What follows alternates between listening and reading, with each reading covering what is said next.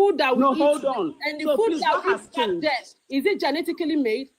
No, so tell me Has now it what been has tampered changed? with? Are we eating the good food that we're eating now? Are people living longer now? Are people going now? No, there's so many things that changed. No, nothing has changed. Nothing has changed. The only thing that changed is in our heads. Is woman's lazy? Okay, I understand. No problem. Yes. Okay. Exactly, the mentality changed. Okay. The mentality changed. Okay, let's go to Ryuchi. Wait. Housekeeping, please. Before we even continue, first things first, even in the physical strength that Rita was speaking, it shows in the amount of children people are giving birth to. So if you are not seeing that nowadays, women are not even getting pregnant again, that is a evident physical change. So some kind of argument, I will even leave the box because I said my baby boy lifestyle, this type of argument, low vibrational, it's not what I want. If you want to learn, carry pen and paper, but some things are not to be argued. They are to be learned and say, oh, I did not know. But to have a rebuttal, and the rebuttal is below par, it should not be seen of a certain type of community, except maybe it's Mr. Ron that wants to have it. If this was my life, this argument would not even use 2 seconds, because one thing will be fact, the other thing is wrong. So what Rita is saying, it's not the back and forth that makes the life enjoyable, but let us say what is factual. I'm still repeating it. I don't big pass where we'll just be having statements as what's factual? What's factual? Men going into the kitchen is one person. Is it causing? You know Rocky. Rocky is a woman, right? Yes. Rocky, I had 3 children between 2006 and 2009. 3. And I still went to school. So and I am working. So let's not even go before we go to the next speaker. Please, let's take questions. Rita, I think she was saying how. No, I understand. I've answered. I'm not angry. I'm just answering her. You understand? No, you don't understand me. You don't understand me at all. Rocky asked a question, so I answered Rocky. You understand? I had 3 children in 3 years, and I took care of them, and it has not stopped my growth in any way. Thank you. Should we not make it a standard? Before we continue, we are going to take questions. It depends on what you want to make a standard. Rita, Mr. Ron, this is what happens when you have more women. They know the young words. They want to be president. I do this during my time for everyone. President, allow women to lead. You cannot even listen to more instruction. You want to enter Aso Rock. This is what you go and listen Aso Rock. Small orderliness. Our throat wants to peel out. Don't do like this, so. See the headache. Please, let's take questions first before we move to the real chi. People that have questions, allow women to lead. Allow women. Now we're going to go carry bombs, stone each other for inside Aso Rock. The small Nigeria will they manage. Now from the presidency, they will kill themselves. Any questions? Let's know before we move to real chi. Yes, I have a question. Oh yeah, what's your question? Yes, I do. I have a question. Okay. I have a question for Okay. My reality after I've been saying it since. Okay, after can you hear me? All right, come. I can hear you. Who is speaking first? Okay. Fago will go first, then you will go next, then we'll go to Ryuchi. Oh yeah, Fago, ask your question. Okay, Kong, when you were speaking, we are talking about helping out. Am I audible? Yeah, we can hear you. We can hear you. Can I say my own? Wait now. Yeah, can you hear me now? Can you guys hear me? Is this how you want to rule Nigeria? The same way make Fago, I go shut. But you asked me to go on now. Now, carry on. Okay, let Fago talk. Now I go drop these women because we cannot have 5 women in the box. Now the problem with that, I be 6, 7. We need them to be coming up 2-2. Go ahead, Fago. All right, thank you. I greet everyone. Now my question is Kong. You talked about being a feminine and not being masculine in nature. Maybe trying to help your wife in 1 or 2 chores. Now my question is, if I volunteer to cook, does it mean I'm being feminine in nature? That is the number one question. Now, secondly, First, before the you second jump. question is Wait, thirsty. See, now my blood is hot. okay. Here's what I want to correct, Okay. because the women are also falling short with this thing. Feminine does not mean bad or that you are weak. That's not the statement I was making. That you cook and I say it is feminine does not mean it's a bad thing. What I rather said is know how to use that particular activity to your strength and not cook like a he-goat. So let me break it down. You now, the head of house, that is a head of household. I'm saying, I did not say your wife, I did not say woman. I said, see how the feminine brain works. I don't care who that feminine brain, whether it's your neighbor you are marrying, or it's your side chick, or it is your boyfriend that is a man that you want to put in that feminine inside. It is for a specific reason, because not every woman is feminine. Some women are cultists. I'm not speaking to those ones. Some women are obanje. I'm not talking to them. Some of them they are mechanics. I'm speaking I'm speaking to femininity. Now I said, you as a husband, here is how the feminine brain works.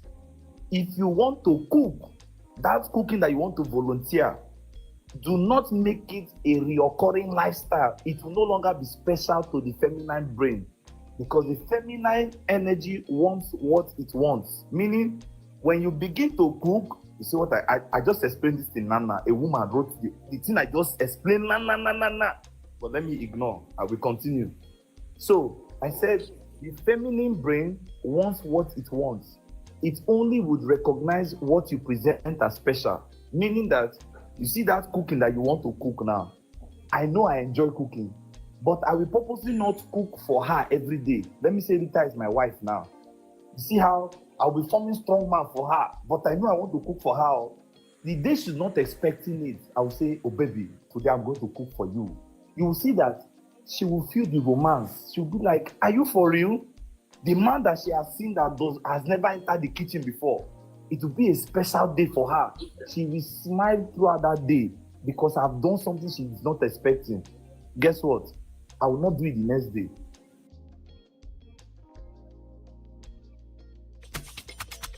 Come on now.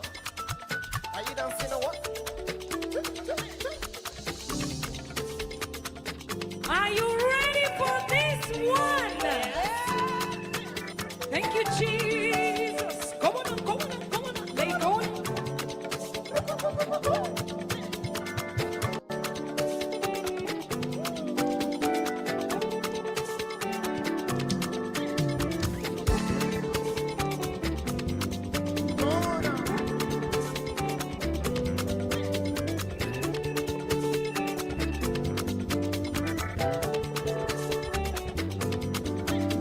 Africa, Nigeria. Yes. Are you ready to praise God now? Come on, come on.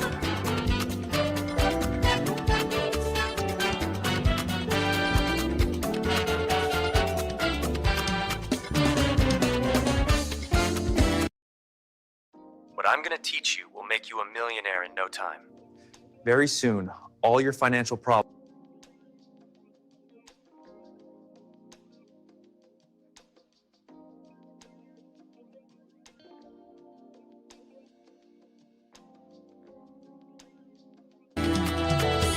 Wahamanati. Oh, Wahamanati. Oh, Wahamanati. Siabonga. Wahamanati.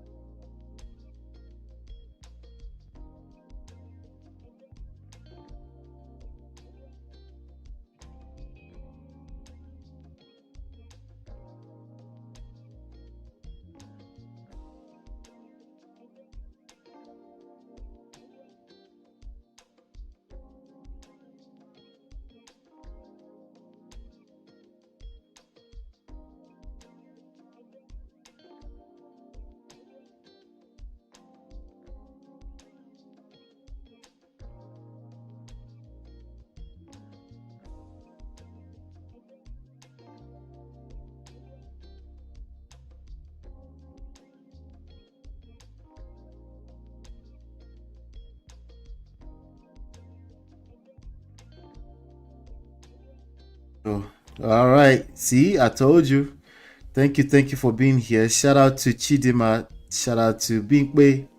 Shout out to Natu, who just came in and told me no audio. Shout out to Biba. Thank you, Chidima. Thank you. All right. Good to see you guys. Good to see you. Do me a favor. Hit the like button. Maybe you can help me ping some other people into the room. I'm coming to you live from my Empire Pro mobile studio. I'm in Utah. I don't know where I'm. Okay, I'm in Park City, Utah. All right, I'm gonna be out here for a while, so get used to this scenery. Welcome. Good to see you. All right, let me see. I said, who are these people? What? Yeah. So I was playing. Not till you came in late. I was playing some people earlier on. I don't know if you caught that. They were basically arguing back and forth about the roles, the feminine and masculine roles within a household. Okay, and it's quite an interesting back and forth. Let's just say a lot of people are delusional. You know, a lot of people just like to fantasize about what it isn't and what is probably never going to be, but it doesn't mean it doesn't have a negative impact on our households, our families. Being delusional has an impact, has a negative impact that maybe we won't be able to tell for another 10 years. We've seen that already, but hopefully we'll get a little smarter around it, Sha. All I know is that if somebody doesn't align with your values, don't argue with them, just keep it moving. That's better for everybody. Yes, I'm in the Utah. Yes, I'm in Utah. Anyway, so we have a fantastic show lined up today. I was saying that we have a good show lined up. This was supposed to go live yesterday, but you know, I was a little bit too tired. Some other things came up, and I was like, you know, let me just wait. Let's just wait, so that we can do it properly. Okay. So with that being said, we have a good show lined up for you today. Today, we're going to talk about the Otedola family, of course. We're going to talk about Temi Otedola, who is now Temi Ajibade. And Temi Ajibade, believe it or not, is being dragged on Twitter because she chose her name. Baby feminists will not rest. They will not rest. I pray that baby feminists will rest in Jesus' name, so that they can actually allow people to choose. That was the whole point of feminism, so they can make a choice. Anyway, hit the like button. I beg, hit the like button. Let's get going. I'll be right back. It's your love that I've been missing. I miss all your hugs, your touching and kissing. Make love on the floor, the couch in the kitchen. One love enough, we done enough.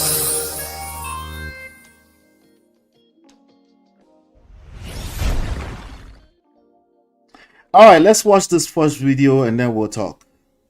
Let's see. There you go. It's not me trying to be gender biased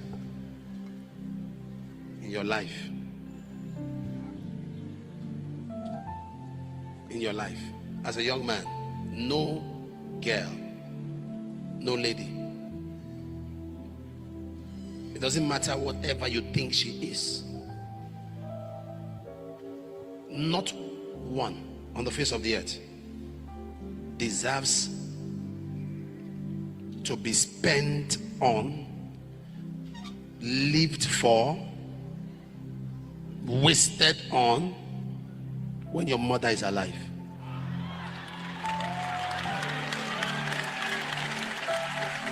When your sister is alive.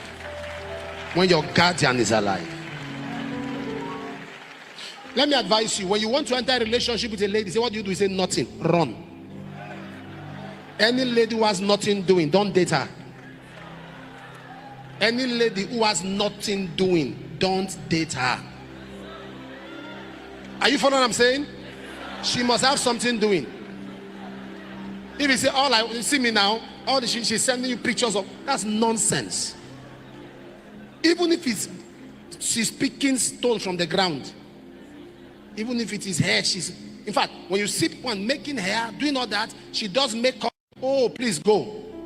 because she will know the value of money because she's working for money. But the one that is not working does not know the value of money. Give her anything, she will blow it.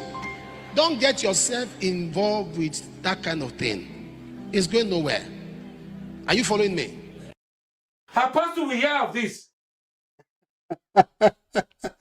Chidima, I played that one for you. I played that one for you. Anyway, that was Apostle Suleman. He said a lot of things that a lot of people feel. I mean, this person that posted this video This is not me. feels that he's aligning with GehGeh. If you don't know who GehGeh is, we did a live session maybe about 5 sessions ago where we talked about the rise of GehGeh. GehGeh is the guy that you're looking at on the screen. This guy right here. This guy with his face right there. Yeah, that with his face right next to my moving face here. You know, he's been teaching men to get it together, right? GehGeh is another example of 99% right and 1% poison. That's GehGeh, you know. So now that Apostle Suleman is saying this, some people are saying he's saying the same thing that GehGeh has been saying. But here's the thing: I've always said this. Even a broken clock is right at least twice a day, right? Just because somebody says something as right doesn't mean that their talking point cannot absolutely destroy you, or maybe the full context of what they're trying to say cannot destroy you. It can, in fact, destroy you.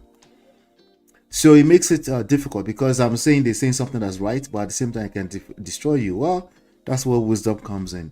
But I want to play this video again because there's some nuances there that I want us to pay attention to. In fact, there was an argument on TikTok yesterday. I've been spending a lot of time using TikTok as a radio. You know, there's an argument about this question on a date. What do you bring to the table, right? And some people say, but women ask the same question. They say, what do you do? Well, it depends on how it's been asked, right? Again, it's not the exact words. It's about the meanings behind the words, right? It's about the intention. Well, no, it's not about your intentions. It's actually about the impact behind the words, okay? And there's some other things behind the words too. Like we need a holistic understanding of why people ask that question. The reason why people ask those questions are, I can argue that they're valid, right? For some people it's valid. For some people they are using it to manipulate their way through getting to an answer they're looking for. For example, somebody that say, what do you bring to the table? They might want to know, honestly, what you bring to the table. Are you going to come into my life and be a leech, right?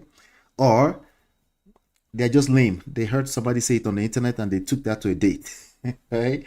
I think the source of that question was originally somebody not knowing that question, as valid as that question might be, is not designed for when you're on a date with a potential romantic partner, right?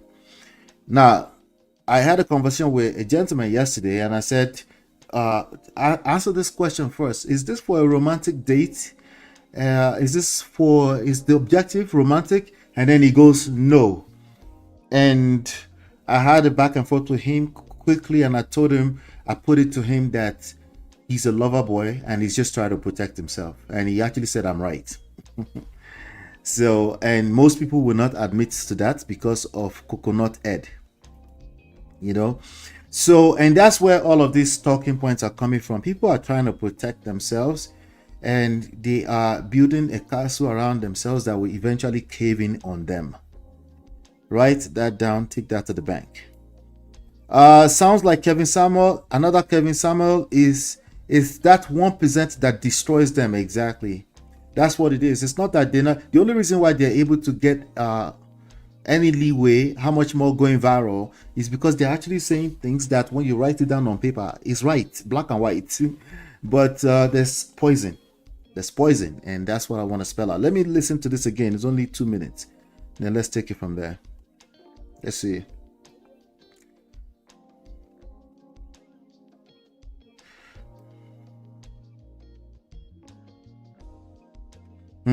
It's not trying to be gender biased. Uh-oh, let me refresh, guys. Let me refresh. I'll be right back. Our audio is.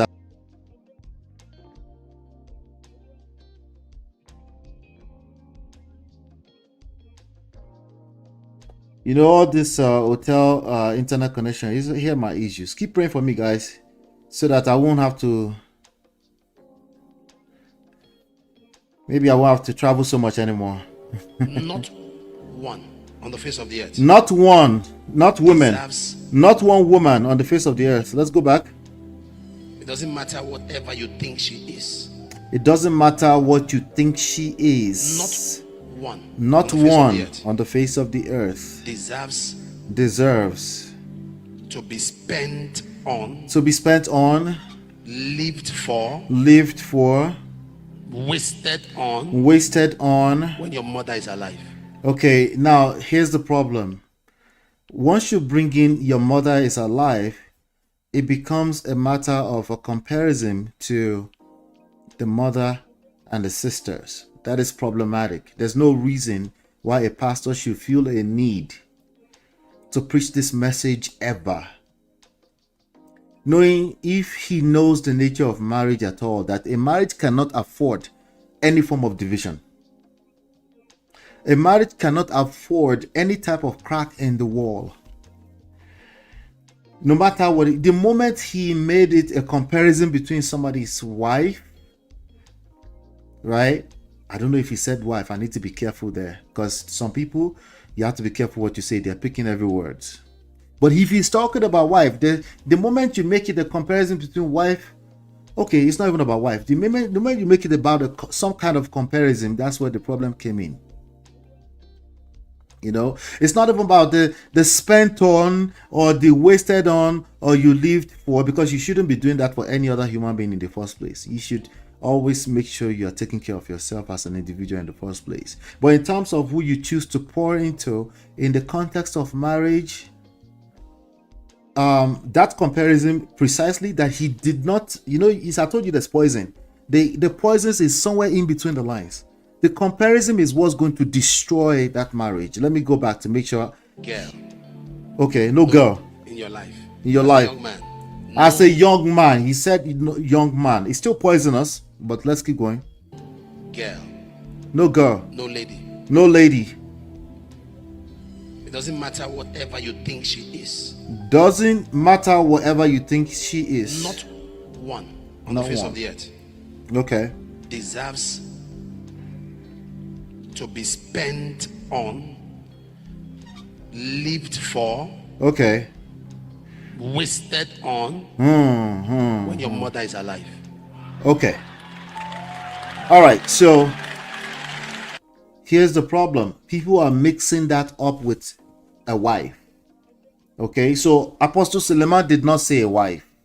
Okay. Just to be fair, he did not say a wife. But people are mixing that up with, they take that behavior. People try to separate talking stage from dating, from relationship to marriage. The only difference is because one is easier to exit than the other. The way you behave in one is probably how you're going to behave in the other. Now, with that being said, should you be living for, going out of your way to spend on some random girl in the name of she's going to be a wife? No. I agree with him in that, but I want to be careful when we're mixing all of that together. Okay, you shouldn't be doing that. Okay, you shouldn't be doing that if you're a young man and you're just coming up and now you think you're a captain, savior, you know what, right? You shouldn't be doing that. But again, people are mixing all these things together. The reason why I felt like he was talking about the wife is because he brought up when your mother and your sister and all these things are alive. All those people that he just mentioned can also be leeches and parasites. You shouldn't also be going out of your way to be taking care of all these people. You should take care of them, but going out of your way is a problem. You see this poison, right? When you're pouring from an empty cup, in any ramification in life, it will bite you in the butt. Don't make it about comparison between your mother, your sister, and your girlfriend or your wife. Once you start thinking that way, you're probably going to think that way inside of marriage, and it's going to backfire badly. It should be more so about do not pour from an empty cup. So I don't think this is the same message as GehGeh. I think GehGeh is much more poisonous. It's the same thing. Let's just all be careful with the kind of messages we're listening to. Okay, but let me know what your thoughts are about this one. I would like to hear your thoughts about this one right here, because there's some nuances there that I really wanted to spend time on, but no, I don't have the time for that today. Hit the like button, share, subscribe, turn up your notifications. Let's move on to some other stories, and I will be right back. It's your love that I've been missing. I miss all your hugs, your touching and kissing. Me love on the floor, the couch in the kitchen. One love enough, we done enough.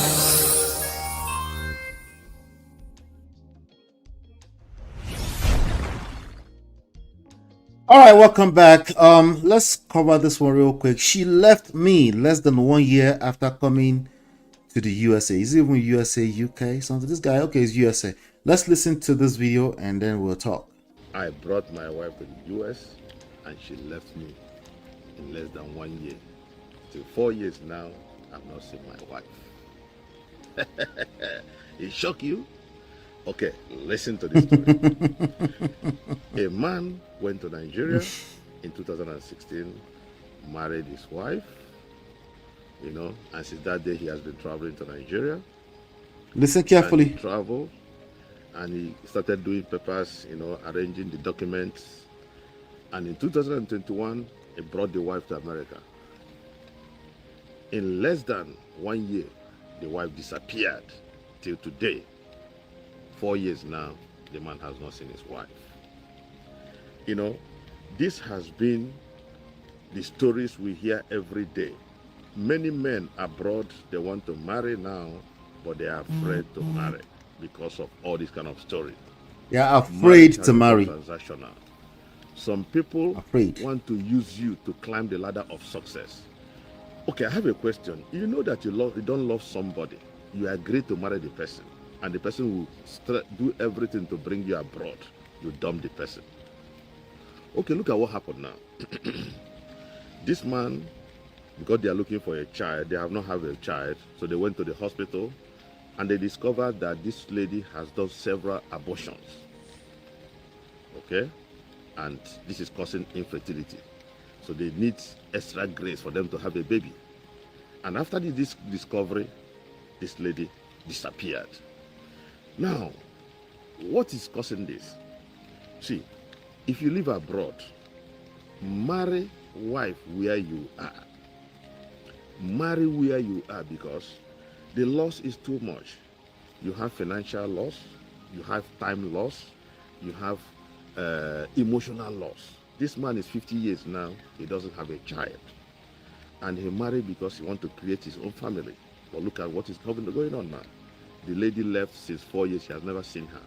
And the man is bittered because he spent money, he spent his emotion, he spent everything to bring her. Now, I want to tell you something. There are so many of our young girls, they have traveled to Libya, they have traveled to Dubai, they have traveled to Oman. They have been sleeping with about 50 men a day. Jesus Christ. And now, 30-something years, they retired and came back home and become Polymoege. And you that is abroad, you come, you go and marry them. Now look at, they have discovered that this lady have done several abortions. It's a passport bros thing now. Better you marry where you are. No, those girls down there are better. Who you marry determines whether you go forward, you go backward. Don't just marry for infatuations. Don't marry for beauty. Look at what happened to this man now. Learn from this man. Else, you're gonna learn the hard way. Now, this man is learning the hard way. Else, you're gonna learn the hard way. Nine. He who fails to plan plans to fail. Because I will never come back. Oh, no. I'll never. You get out of this place. I will never come back. Oh, no. This guy right here. Anyway, guys, let's talk about this one real quick. It's a passport bros thing, that's all. No, what's the big deal, right? What's the big deal? It's not a big deal. He went to Nigeria to go and find a wife, brought the wife here, and was it in a few months? Well, after they did a test and noticed that there's going to be fertility issues, and she ran away. It's been 4 years. The guy is embittered. and I'm guessing he thought Nigerian girls in Yankee are too masculine, too assertive. They know they listen. They are always trying to compete with outshores. They want you in the kitchen with them 24/7, right? By the way, the argument at the beginning was about that. The video I played in the very beginning of the live show, right? They want you in the kitchen with them by force. They said they are tired. They don't want to do what their mothers did. They said, if you want me to do what my mother did, they said, make sure I'm not working because my mother never worked. But wait, my mother worked. My mother actually worked for real. But those mothers, they didn't know themselves. They didn't discover themselves. We are discovering ourselves. So this man did not want to deal with all that. So what did he do? He went to the village to go and find a wife. Good to see you, Uncle Patrick. Good to see you on Nezeville's platform earlier too. So he said, let me go to Nigeria. What? In fact, passport bros, let me get my passport, dust my passport off. Let me go and find a wife in Nigeria. Yeah. As predictable as that sounds, believe it or not, a lot of people don't realize, So of course he came back, and then he collects. Sorry. That gentleman that just told us the story, he said a couple of things. He said, because of you're afraid, right? He said something about being afraid, but more so he talked about that love is now transactional, right? You see, bringing the word transactional into a romantic relationship is one of the lamest things you can do. Okay, it's one of the lame. Why do I call it lame? As in, like, it's a useless talking point. Like, it's something that is just there. It's like it already cancels itself out. There's no need to bring that into a conversation. Oh, love is transactional. Okay, are you talking about the fact that human beings, when they interrelate, that they at some point they exchange values? Okay, why are you bringing that into the conversation? Oh, I'm bringing it because now these days love is transactional. No, it's not just these days. It's always been that way. That has nothing to do with what is going on with romantic relationships, particularly marriage today. It has zero. It's not relevant. You made it relevant so you can feel better about yourself in a short term. But guess what? You have to repeat that same talking point next week. And still, problem not solved. You know why? Because it was a useless talking point in the first place. Love is transactional. What do you mean? That we exchange values? Before, uncle, what do you expect? Of course you exchange values. That's why we call it relationship. But the word transactional, I know why you brought it in, because it carries a negative connotation and you want to make a point with it. And the point is useless. It's just a useless point. So when people say, oh yeah, these days love is transactional, first of all, it's not just these days. It's always been that way. It's going to always be that way. What is that way? Not the transaction word, not the semantics of that word, not the dictionary meaning of that word. I don't care about that. It's the fact that people, you should know that there will be some exchange of values in any form of relationship, at least in the long term. Now, in a relationship, in a romantic relationship, initially, it might not feel that way because there's emotions, right? There's emotional needs still being satisfied, even if it's simply you feel good about you pouring into this person's life. That is still you feeling good. So at the end of the day, it's a useless talking point. I'm not talking about that man, but I'm just saying in general, that has nothing to do with the reason why that man collects in Nigeria. That love is now transactional. No, he got what he attracted what he was. He couldn't attract a good woman here, according to him probably, right? And then he went to Nigeria. He attracted what he attracted. I'm not saying it's his fault. I'm just telling you, in love and war, all is fair. Okay, listen. So suddenly he came back in that he just got dumped. Is that how that worked? Where's the rest of the story? Oh, fertility, he ran away because of fertility. No, there's more to that story. I'm willing to bet my monthly livelihood on it that there's more to that story. Okay? And if the more is just that this girl, because they didn't make it wasn't a fact that she's gotten pregnant for 50 men that she had been sleeping with in Libya. He was just saying, hypothetically, that many girls have gone to Libya to sleep with a bunch of 50 men per day, and they now come back, they've done a bunch of baby deletions.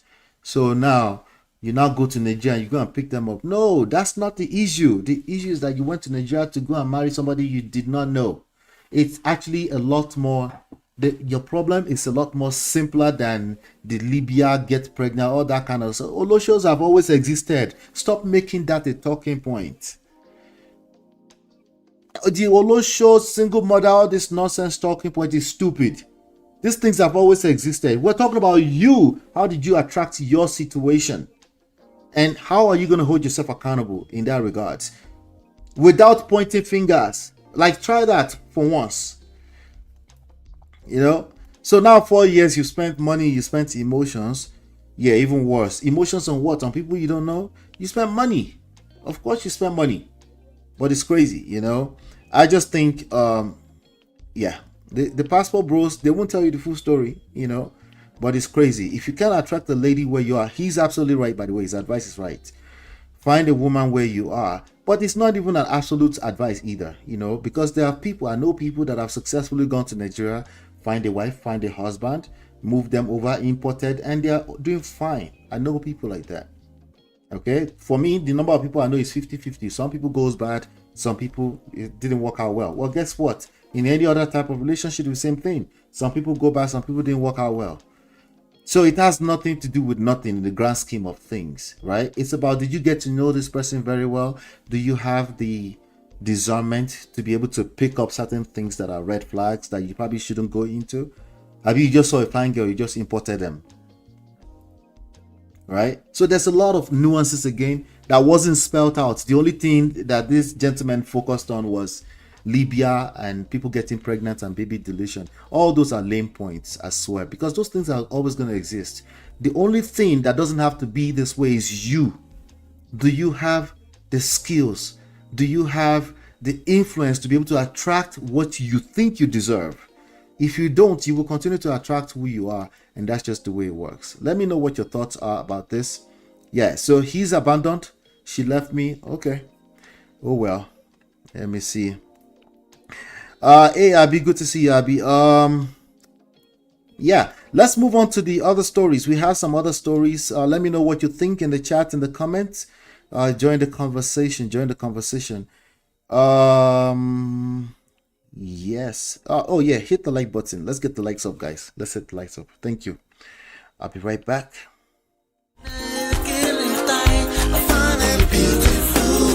It's your love that I've been missing. I miss all your hugs, your touching and kissing. Me love on the floor, the couch in the kitchen. One love enough, we done enough.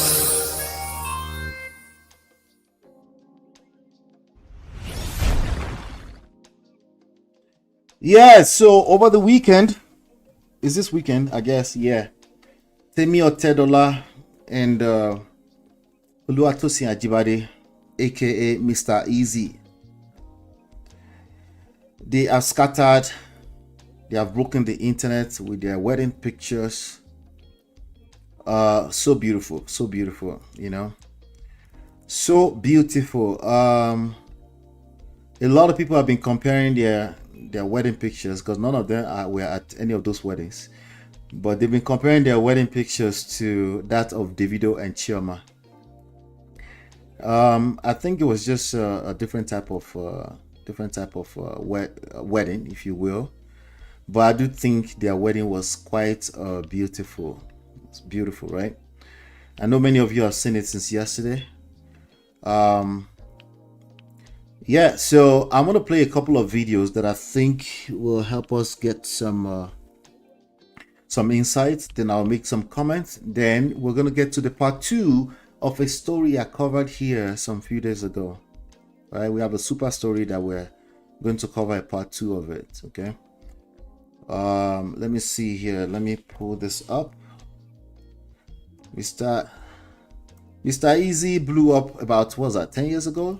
One of his biggest hits was like about 10 or a little bit less than 10 years ago that he dropped that single. I forgot the name. Was it Tight, Skinny Tight, something like that? I don't really follow him very well. I know his songs, but I don't really follow songs tightly like that. But there's 2 videos I want us to play. Then we'll play just a little bit of those videos, and then We'll cover some other stuff, then we'll go from there. There's a video of Dangote and the video of Mr. Temi Otedola, the billionaire. Both of them are billionaires. But let's listen to this. I want to introduce my father, my mentor, my G, Emperor, Mr. Temi Otedola. Put your hands together right now.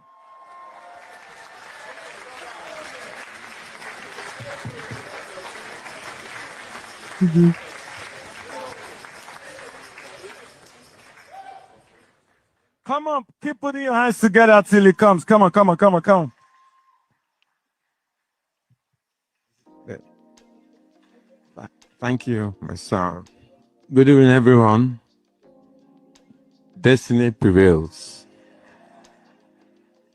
I'm extremely delighted to have you all here today to mark this memorable occasion. We miss Mrs. Ifeoma Akibade. May her gentle sorrow continue to rest in peace. God knows best. In 2017, precisely about 8 years ago, Temi said she wanted to introduce me to Tosin. Said, no problem, bring him. So he came, I saw his dreadlocks. I looked at him and I said, well, but something struck me that day.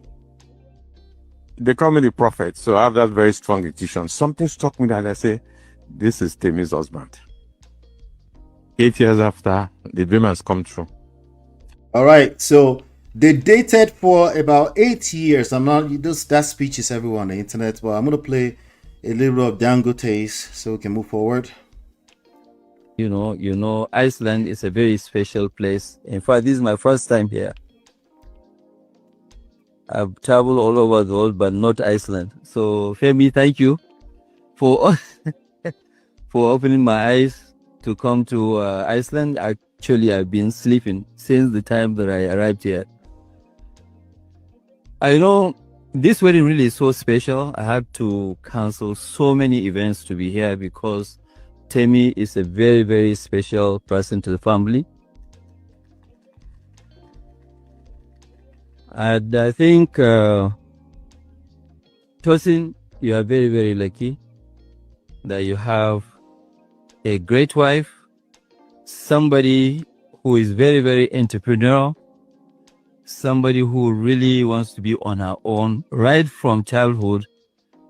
Temi doesn't really want to count on her father's money. You know, when you have a father like Femi, you have to be tough. I know you are tough, even though you are you always look very calm. But I know you are tough, and you should continue to make us proud. Tosin, you know, you are a part-time. All right, so it was a destination wedding. Destination weddings are beautiful. I would always prefer destination weddings over Iruwa or Giriwa. Everybody, you can hear clearly the speech. But anyway, Mr. Temi Otedola got to one point, something else they were dragging earlier on Twitter. He got to one point, he said, Temi, he's now your boss, no more daddy, right? No more coming back to daddy. And of course, the baby feminists have a field day with that one. May God save the Gen Z soul. But anyway, let's listen to this short interview. London. This is Mr. Eazi talking about how they met. London. In London? Yeah. Where?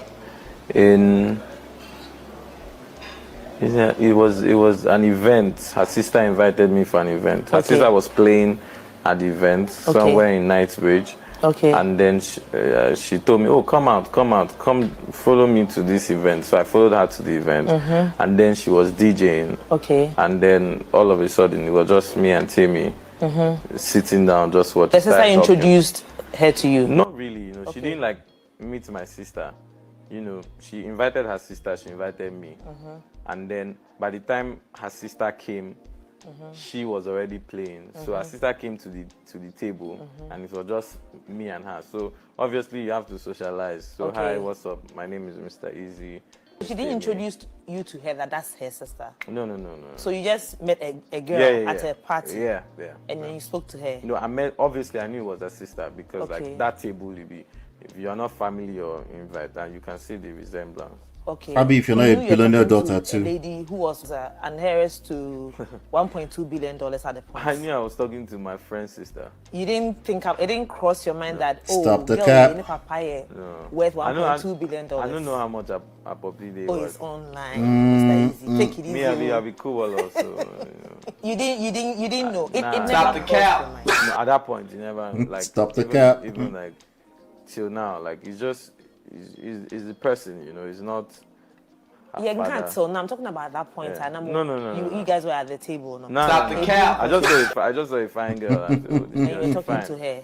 Yeah. Then at the rush small, I wasn't even talking Much. properly. I did do like I know really they feel. All right, so let me play her own version. This is Temi. Always make sure that every Sunday we do communion together. Like it's my first, we'll do communion, then we'll do lunch. My mom is like always been the glue of our family. Oh wow.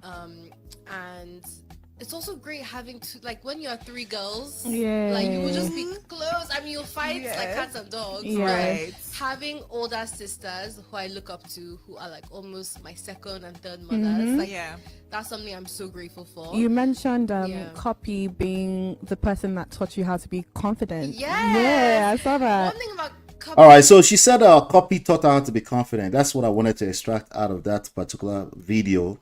So she wasn't talking about how they met. As a matter of fact, she was talking about how Copy, because my wife and I were talking about, we don't know them obviously personally, but just off of their public persona, she seems like she's a very, very calm. She's the calmer one, right? Between Copy and Temi. Copy is more out there and she's more like reserved, right? And some people might use that to even judge them or dictate their lifestyle in their, like think they know them, But the reality is that some of these things are telltale signs, But she also alluded to that here. But what I really like about that is that she said Copy taught her how to be confident. You see, everything you see as negative in life, there's a positive side to it. Okay, but of course you can see it if you're blinded by bias, if you're blinded by pain or some type of painful experience or ideologies that tend to be just one angle, right? So if you look at someone like Copy, you might say, okay, she's dated a couple of people, nothing has worked out, but so she's young, right? But you look at this one, you're comparing them together. You should never compare two children together. If you look at the way Temi Otedola moves, he loves his children, including the third girl, what's her name, Tolani, loves them to death, including the one at home, the one that's disabled at home, right? So what's the lesson there? Just know that everything that you think is just all negative, there's positive, just embrace. Pay more attention to looking at the positive side of things. So I really appreciated that video. That's why I played it outside of the whole wedding thing going on. But this was the article that took the whole world by storm. It's right here on Vogue. It said inside Temi Otedola and Mr. Eazi's high fashion multi-country wedding. Look at that. It's crazy. It says, to paraphrase Usher, Oluwatosin, Mr. Eazi, Ajibade, and Temi Otedola found love in the club.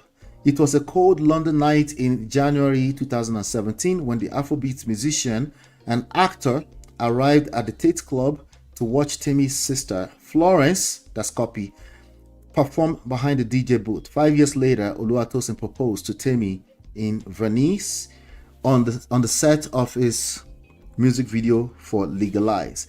In 2025, the high-profile Nigerian couple held 3 different weddings across 3 countries with the help of Califano Productions. The first, May 9 in Monaco. It was a meaningful date and location. May 9th in Eazi's late mother's birthday, it's Eazi's late mother's birthday, and the Otedola family has a home in European Principality. Temi wore a custom suit designed by, I'm not going to try to pronounce that, but anyway, there's some pictures down here. Look at that picture. There's this detailed. Everything is detailed. I just love it. I love it for them. I hope they know the work is just getting started. I hope they know that. Congratulations to them. I hope they know this is very, very stylish. I love it. And I thought Davido's wedding was very good too. I just wouldn't have a wedding in Miami.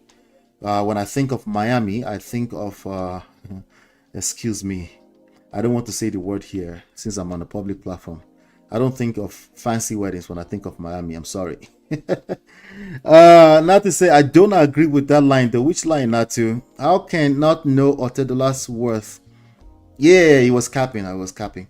Hey, hello Okubeno, good to see you. But that's a quick highlight of Temi Otedola's, and I just wanted to do a quick highlight since that's what's been trending since yesterday. They've released, I think as of today, they've released some other native, like their traditional. Okay, let me play that for you actually before we leave. Some traditional, look at this, beautiful. Let me make it bigger. Right, the red is beautiful. Not everybody wears red and it fits them, right? It's beautiful. I saw some girls arguing about some weirdo girls arguing about him not being a good-looking guy. Oh my god, some people are just weird in these internet streets. Look at that, beautiful. All right. Oh, look at this. They went all out. In terms of presentation, because it looks like it's a very small, intimate wedding. I always prefer small, intimate weddings. And I think they said they spent some 1 point something million. I don't know the number now that they said they spent on the wedding. It doesn't matter. You can look at this. This picture is beautiful. I guess we should be giving the photographer the credit here. Anyway, that's that. Uncle Beno said, well, Miami is a dream for some people. I just don't. Miami is not class. Iceland is more like it. It's more like it. Miami is like, it's not for married people. Miami is somewhere where you just go and just go party. Miami is party. This. I don't know. Somebody can help me say it better, maybe, But Miami is not. It's not. I don't think of it as a place for. Maybe Miami should have been the traditional wedding, and they should have done, somewhere else, Uncle Beno said, no. If everyone can have wedding at Iceland and Spain, may God answer our prayer. Okay, now you are talking. See, when you say Spain, now you are talking. It depends on where in Spain too, but Spain makes sense, but yeah, but that's just in general, Sha. Everybody's taste is different too. I'm sure Davido wanted to do a party, where everybody can access it. Some people don't like a wedding where everybody can have access to it. That's precisely what they don't want. That's precisely what they don't. They don't want a wedding where anybody can just walk in and out, or people can sell tickets or exchange tickets or open door for people. They want a wedding where nobody can access the place, and I think that's what the Iceland represents. But I think they had another one. Okay, they had this traditional one in Mr. Otedola's home in Dubai. Anyway, it's beautiful. It's beautiful to see. Let me leave with this one, right? You see how beautiful this wedding is? That's how beautiful marriage can be. Don't let anybody deceive you. Uncle Patrick said Miami is for Legge Miami. You see, Uncle Patrick knows what I'm trying to say. Exactly. Don't let anybody deceive you. Marriage can be as beautiful as the wedding. But anything that's worthwhile is not easy. It's not going to come easy. Anything that's beautiful, or we call beautiful, like for example, only God knows how much work Temi has put into designing this wedding. There's no way that she probably didn't have a night that she cried. Oh, you didn't know that, right? Yes. Think of marriage the same way, right? This idea that people are, because when I see people talk about marriage, they're just fantasizing about the unrealistic, right? They're looking, they don't say it out in these exact words, but they're looking for a perfect marriage to fall out of the skies. So when they find themselves in Poto, they're now like, oh, they think it's just them going through Poto. No, those ones that have good marriage, they've gone through something, and they have come out refined, and it looks beautiful. And yes, it can be that beautiful. Some of you, not the Prestige family, some of you that are passing by, Some of you think when you see a good marriage, the first thing that comes to mind is they're probably lying to us. Yeah. So I heard somebody today on social media say, most of those marriages that people are suffering in it. You see, the most is not about the statistic itself. It's about the mindset that relates so badly with that sentence to say that out loud. That is more of the issue. The statistics are going to be what they are. They're always going to be what they are. They're going to change back and forth. The statistics does not have to be your personal story. That's really what I wanted to take away from this one today. But let's move on so we can get into some other.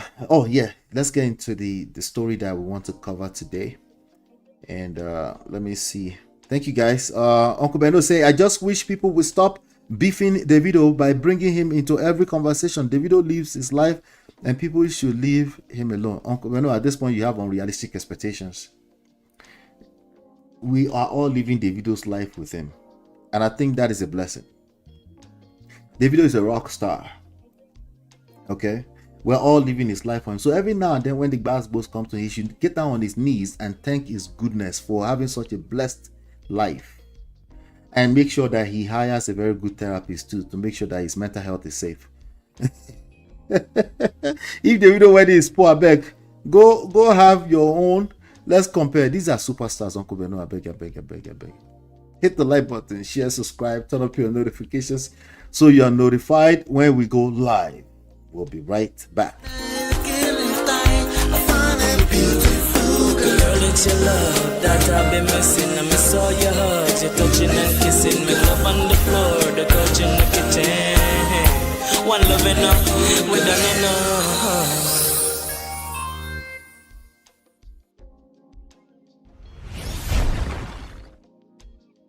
All right, welcome back, guys. So I did a video not too long ago. The video should be, let me show you the video. I did a video. It's called, the thumbnail will say trap, but let me make sure I give you the actual title, because it's going to be part 1 to this and you need to watch it to really make a better sense of what we're about to cover. This one is still standalone, and I think the young lady who sent the email in, she actually repeated some of the, but she elaborated, I should say. She elaborated on some of the, on some of the stuff that we covered in the prequel to this one. Okay, so this video is called, let me show you this code. Okay. Sorry, I didn't mean to. Let me see. Let's go back. All right, so if you go on the on the home page of this channel, you see this video is called it's called Trapped in the Broken Marriage. Here's how to break free. So I might even, I'll go ahead and label it as part 1. So this is going to be a part 2. Okay, so this is going to be a part 2. This is, I'm using a similar thumbnail so you'll be able to identify it, but she elaborated a little bit more. And if you were here when I covered that story, you would notice that I because she sent me more, and that's how I was able to know that I was pretty much on point with a lot of stuff I said, because there are actually just a few basic principles for this stuff. If you can master them, you can actually create the life that you want. Maybe more precisely, you can create the love life that you want, regardless of what your status is right now. See, whatever your status is probably not good if you are engaged in this conversations for the first time, unless of course there are people that have been coming here for a while and they've been healed and they've been paying attention, but I'm talking about if you're stumbling into our ecosystem, into the Prestige family for the first time, you can relate with these stories because you might be going through something. And I want you to know that your status is just ground zero. That's all it means. It means there's an opportunity for growth, right? So, and I wish this young lady very well. So I'm going to read, okay? Uncle Beno said, I disagree. Hey, Dr. Adama, good to see you, Dr. Adama. I disagree, MOP. People are jealous of Davido. I beg, Uncle Beno, stop. Nobody's jealous of Davido. Nobody's jealous of VDM. Nobody's jealous of any of this guy with all these millions of attention. Nobody cares. That's the bottom line. We're just entertained. Okay, that's it. That's the best. The rest of it is not that deep, Uncle Beno. I promise you, Allah, I promise. I beg, Uncle Beno, I promise. It's not that deep. Nobody's jealous of these guys, okay? And any of these guys that have at least 10,000 followers on the internet, nobody's jealous of them. They're just entertainers, okay? At best. Anyway, so I'm going to get into the story. I'm going to read. So this is part 2. So she continues, I met my husband at the age of 19, and shortly before my 20th birthday, he proposed. It felt like love at first sight. So, a quick recap. Before I get into that, I think it's best that I give you a recap of what the first one is about, right?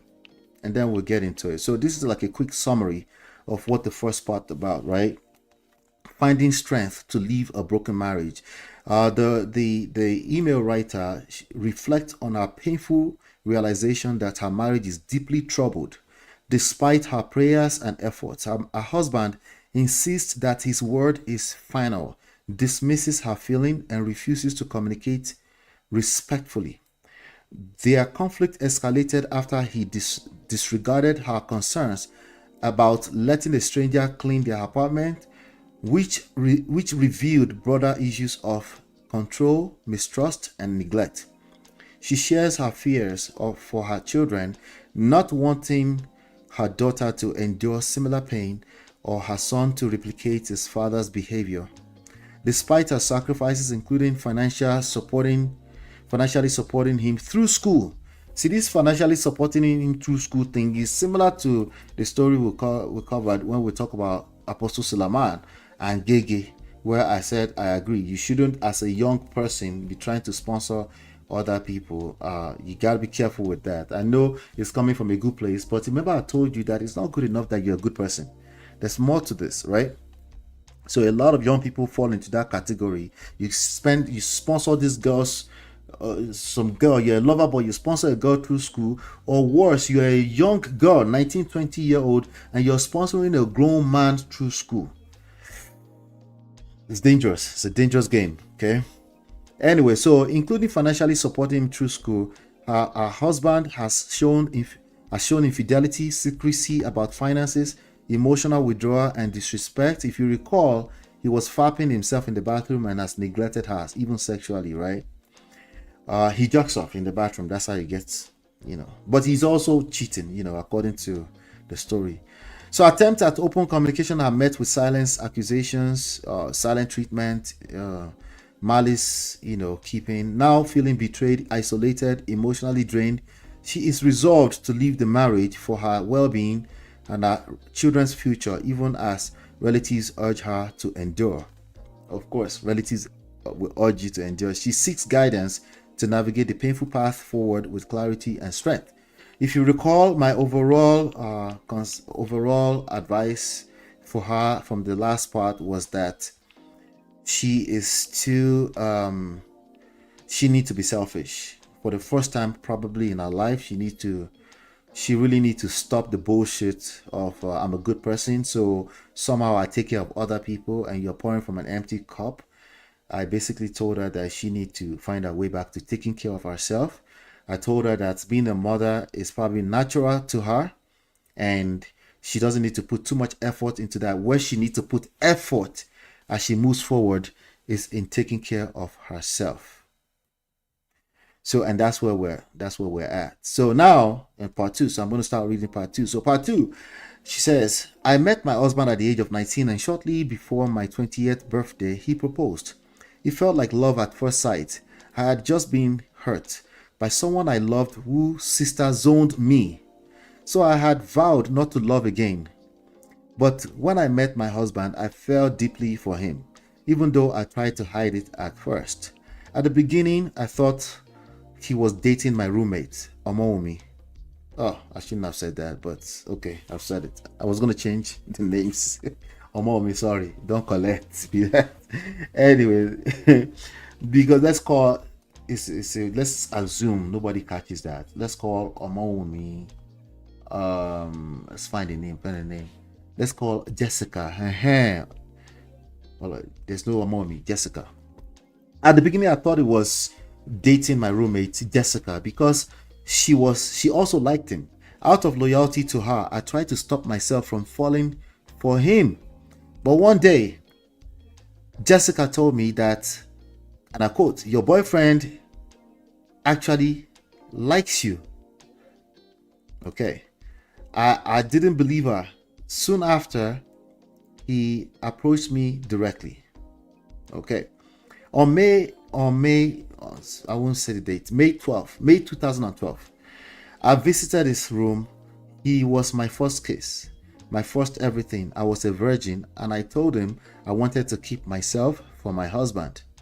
He looked at me and said, "So who am I to you?" I said, "I don't know." He replied, "I'm your husband." I laughed nervously, unsure of his intentions. Okay. At this point, what do you guys think so far? Nothing? You're still listening. Okay, let's continue. He was running game. Anyway, just 6 days later, he officially engaged me. 6 days later, in a dorm, in a hostel somewhere. Is that what I'm sensing? I accepted. He proposed. He officially engaged me. I accepted and even wrote him a poem. Good girls. A virgin for that matter. He shared his story. He had no parents, no support, and no family to help him through school. He asked me not to abandon him as others had.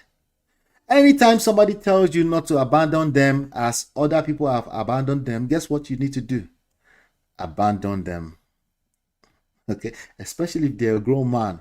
Anytime they say something like, "Oh, please do not abandon them," abandon them. Okay, there's a good chance that what you need to do is abandon them. See, you don't have the capacity for what you're about to engage. You just don't. That's just fact. You don't. Okay, I know you won't listen until you collect, but I just need to say it out there just in case there's a 1% that will listen. She says, "On my birthday, I promised to sponsor his education and well-being until he could stand on his feet." 19, 20-year-old sponsor his education. Anyway, I kept my promise. I supported him financially through 3 years of university in the UK, paying tuition, housing, flights, and upkeep. My friends mocked me, calling me Lord of the Rings, and warned me he was using me. But I defended him, believing his orphan story and his constant plea that I was all he had. At times, I found inappropriate chats with him and other girls. In one, he complained to a girl that I wouldn't sleep with him. When I confronted him, he apologized and I forgave him. Despite the red flags, I pushed on, shielding him, supporting him, and even deceiving my father by sending part of my upkeep to him, while making it appear to my family that gifts and financial support were coming from him. I worked tirelessly, making hair, selling products, cooking, writing assignments to save money. I bought land in both our names, invested in a cleaning business, and ensured he had the latest clothes and gadgets. He always reminded me to keep everything a secret, even from his siblings. He promised me loyalty, honesty, and that his money would be our money. I believed him wholeheartedly. Okay. Anything so far? Hey, Jim, good to see you, Jim. Uncle Patrick said, "This love story, they run fast. Proposed to her at 20. Yes. It's moving very fast, right? Very, very fast. She believed him wholeheartedly. Let's continue.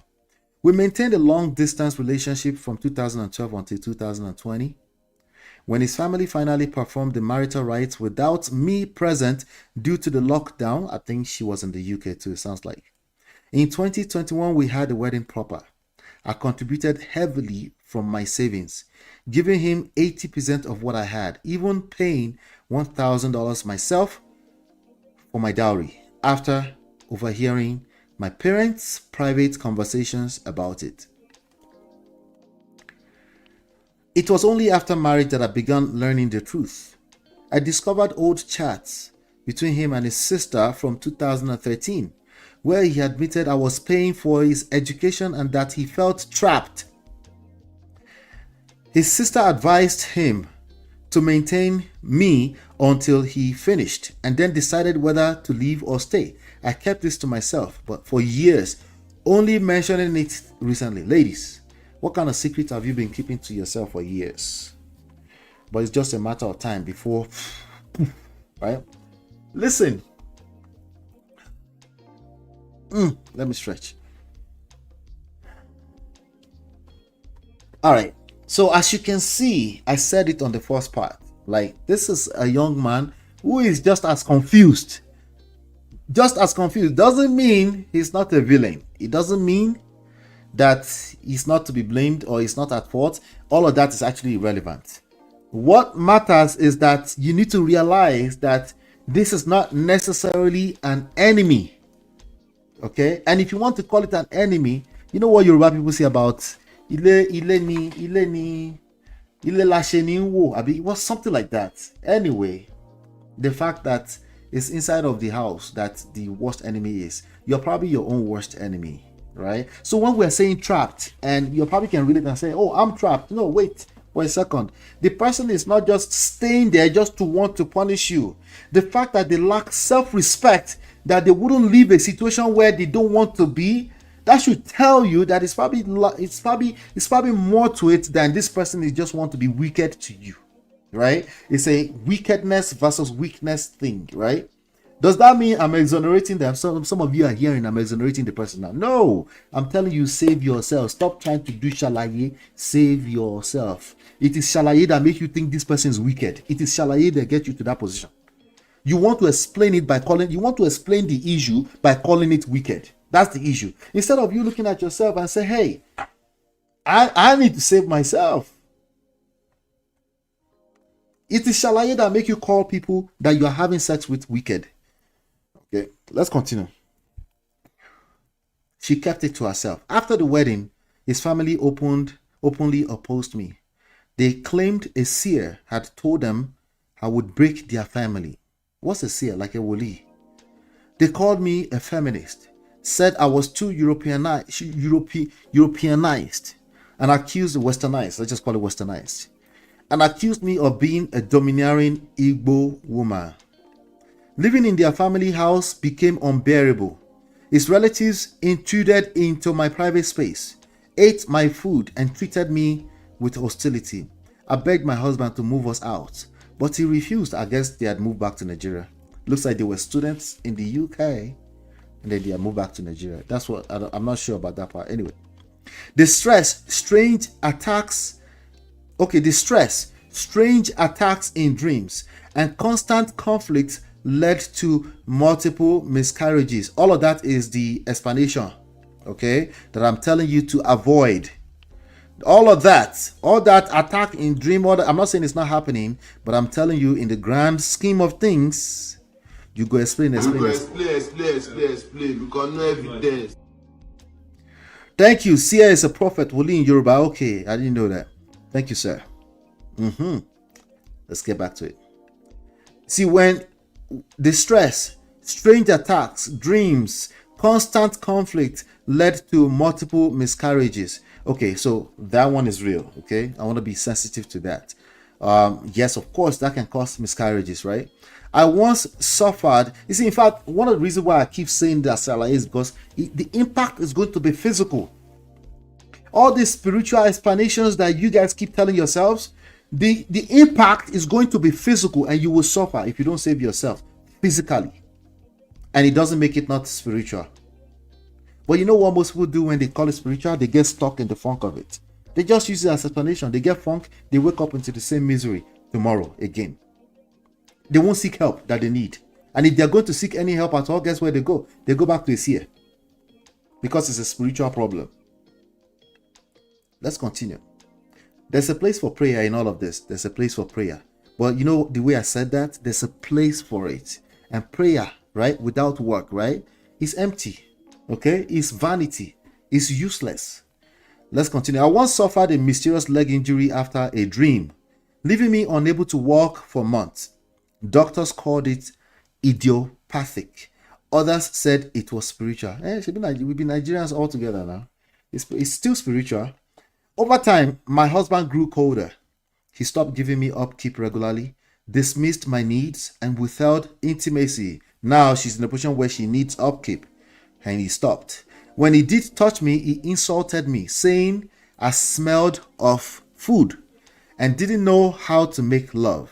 In a year, we had sex fewer than 7 times. Eventually, I contracted a sexually transmitted infection despite never being with another man. I knew then he had been unfaithful. The pain deepened when I discovered messages, calls, and meetings with other women, including colleagues. He came home with sperm-stained underwear, smelling of sex. He claimed to masturbate, but I knew the truth. Okay, so he actually claimed to masturbate. He probably was masturbating too, but he probably was also having encounters with other people. Each time I confronted him, he deflected or accused me of being unfaithful with doctors or politicians. Yeah. Even during my pregnancy, he neglected me, forgot anniversaries, and kept malice for weeks. After a C-section, he offered no care or concern. He mocked my strained relationship with my mother, laughed about my father's financial loss, and told his family about my private struggles. Eventually, he went as far as calling me a witch and a demon, claiming I was sent against his life. You see, the same issue, right? You live in the same context where everybody thinks something is caused by a witch or demon or spiritual, and you call them being spiritual. Yes, they might turn around and do the same thing, right? Because all of you live in the same. I'm not even talking about between the husband and wife now. I'm talking about the whole Nigeria spiritual ecosystem as a whole. People are literally pointing fingers at each other, right? And they're just living in misery. And you know what they do? The same explanation. It's all spiritual, right? They will, and they can explain it. They say it's when you came into my life that I started having problems. It's a lazy way of living. It's very lazy. Okay, listen to me carefully. It is very lazy to allude everything that you can actually do something about to spiritual. It is lazy. All of it is spiritual. You don't need to help spirituality. The whole thing is spiritual already. If you have to help spiritual by calling spiritual, by labeling each other demons and witches, you're just a lazy person. So he's a lazy person, obviously. He's a lazy-minded individual. That's why he's doing this. But anyway, so there shouldn't be any surprise here. There's too many couples going through this. Hopefully, some of them will catch some sense. Hopefully. Through it all, I kept giving, sharing every gift of financial support I received from colleagues or politicians with him, even when those gifts had ulterior motives. So she was working she actually did politician work, the volunteer works for politicians because she didn't have papers. I think she also moved to Canada, something like that. She didn't have papers, so she would work for politicians to get money, and she got gift, and she would share it, with this guy. But of course, we know these stories, that's why I keep asking them, tell me the rest of the story. Anyway, let's keep going. I hid nothing from him, only for him to weaponize my honesty against me. His sisters even told me I was wrong to share everything with him. I started to feel I had lost myself. When I look in the mirror, I no longer recognize the woman standing there. I have prayed, fasted, and cried out to God, yet it feels like he is silent. See, praying, fasting, and crying out to God is a necessary ingredient, but it needs to be accompanied with work. If you don't add work to it, Okay, let's continue. I question if I am the problem. Hated by my husband, my mother, and some of my siblings. She also has a fallout. She doesn't have a good relationship with her mother as well. Despite all this, I cannot hate him. He's the father of my children, but I know our marriage is broken beyond repair. I fear for my daughter, who is barely 2, and my son, who I am raising alone after childbirth. I don't want them to inherit the cycle of pain. So it looks like she's across the pond and he's left in Nigeria. Okay. Right now, okay, she actually said it here. Right now, I'm in Canada, 2 months post C-section, caring for my newborn while worrying about my daughter in Nigeria. So she left the firstborn in Nigeria. I feel guilty for leaving her behind, even though I know I had no choice. I am jobless, struggling financially, and trying to start over after my father lost almost everything in a fraudulent investment scheme. So the father that used to sponsor everybody, including her, and then share the money with him, has now lost everything in a fraudulent investment scheme. Sometimes the pain feels overwhelming. I feel like I cannot breathe. I have thought about ending it all, but when I see my children, my sunshine, she names them here, I'm not going to put the name, and my heart beats, I hold on. I know I need help emotionally, mentally, and financially. I want to heal, to love myself again, and to rebuild. I want to learn how to be selfish in the healthy way you advised. Through self-love and self-awareness, I want to find myself again. That's part 2, guys. That is part 2. I didn't drop the link. So sorry, guys. I'm not in my. I'm so far away from my studio, so I'm a little clumsy. I'm gonna drop the link in case you want to call in and you want to offer a word. You want to offer a word of advice. Feel free to call in. Uncle Patrick, to be perfect, if you can call in and offer a word for this young lady. Uncle Beno, if you're not busy, or anybody, any of the ladies, please. Jum, I see you. Jum said, wow, she was naive at 20. She should have left him earlier, or at least say not to the proposer. A stitch in time saves 9. Absolutely. Uncle Patrick said, cheating is a no. It's a big issue in already strained relationship. You know what? The way I see cheating is almost, I see it as inevitable in this kind of relationship. That's the way I see it. I see cheating in all different types of forms before it becomes what she narrated. You know, there's no way these two people could be loyal to each other with the type of foundation that they have. Is quite lopsided to one side, you know. The worst thing is to be vulnerable with the wrong person. Jun says she would have learned at some point and stopped sharing. Yeah. Well, at least she knows now that she now needs to be selfish in order to heal. Yes. Yeah. Let me just say a word for her. Okay, Uncle Patrick has come in. Let me just let Uncle Patrick go. Uncle Patrick, sir. Happy Sunday to you, sir. Happy Sunday. Yes, sir. Shewa. Antinko? Yes, she's fine. Okay. All right. Good to see you, sir. She's having fun. That's good. That's good. Yeah. Was the letter written to you directly? Yes. Okay. Yeah, and it's a part 2. I did the part 1 already. When I will drop it in the backstage again for anybody who wants to watch the part 1. So this is a part 2 of it. Well, I would advise her since she's in Canada. She can make use of those resources there. I believe it's going to be free. Like she needs to get herself together with what she has gone through therapy. I'm 100% sure she's going to get some free access to therapy if she finds out wherever she is. Yeah, that's the first thing, to get herself together. And with prayer, somebody might they could even assist her in getting a job. And she has a son, a daughter, or a son with her. Well, sorry, sir. She mentioned she's getting ready to probably go back to Nigeria because she doesn't have papers to stay, and she's quite frustrated through that process as well. So maybe somebody could be listening that could help. Please reach out to my DMs if there's a way you can help so I can connect. You know, but go ahead, sir. I just wanted to put that in there. Yes, thank you for bringing her out and for her for opening up. She shouldn't be in the age to go to Nigeria. We had cases of people like that. You know, if she can just pray, I don't have any link, But I'm pretty much sure even cases that have been brought to Bodo family, people in Canada, and she should connect with the community, especially Nigerian community. Yeah, it might not be everybody that God should just lead her to somebody that will be of help.